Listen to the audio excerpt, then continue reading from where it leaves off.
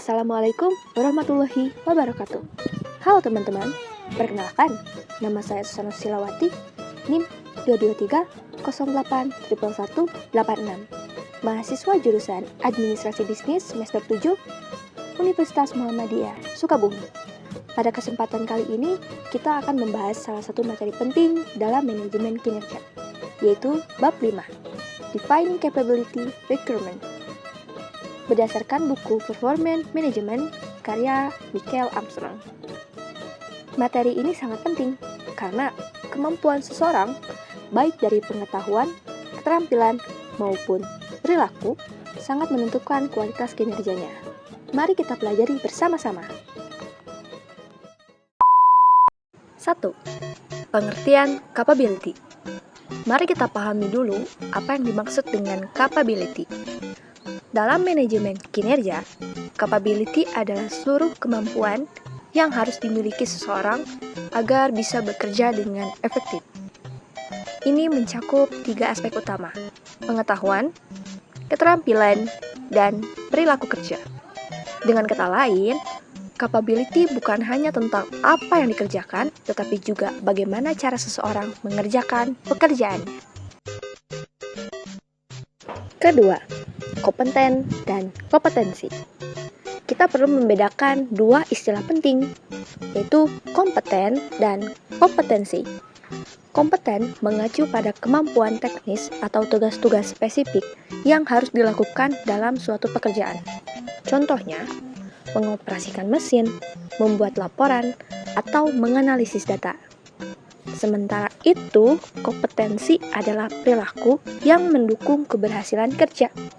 Contohnya, komunikasi yang efektif, kemampuan bekerja sama, kepemimpinan, dan pemecahan masalah. Keduanya saling melengkapi dan membentuk gambaran menyeluruh tentang kemampuan seseorang. 3. Kenapa capability penting?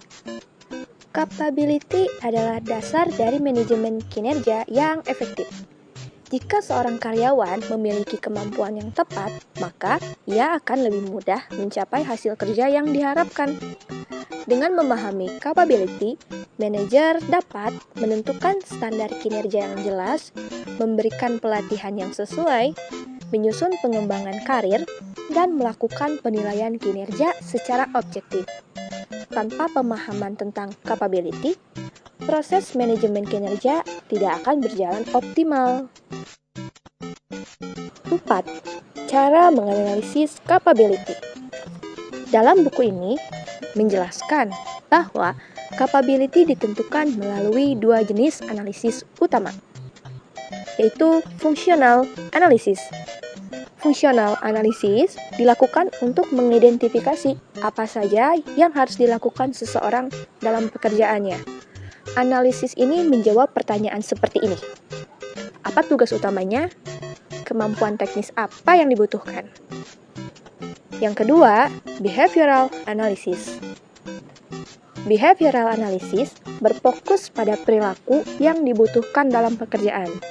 Dalam perusahaan, hal ini biasanya dituangkan dalam bentuk core competencies, seperti integritas, kerjasama, orientasi pelanggan, kreativitas, leadership.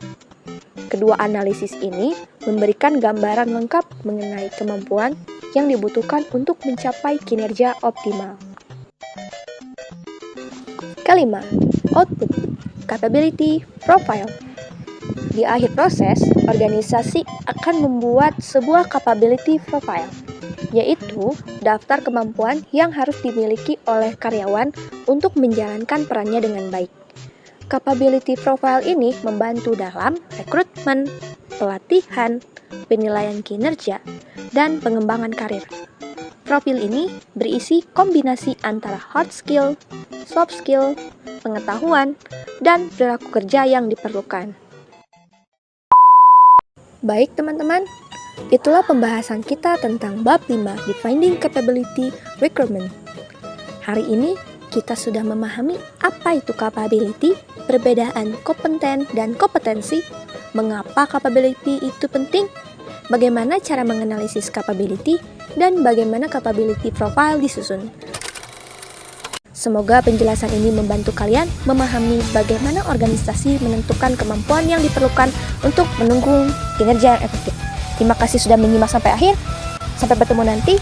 Wassalamualaikum warahmatullahi wabarakatuh.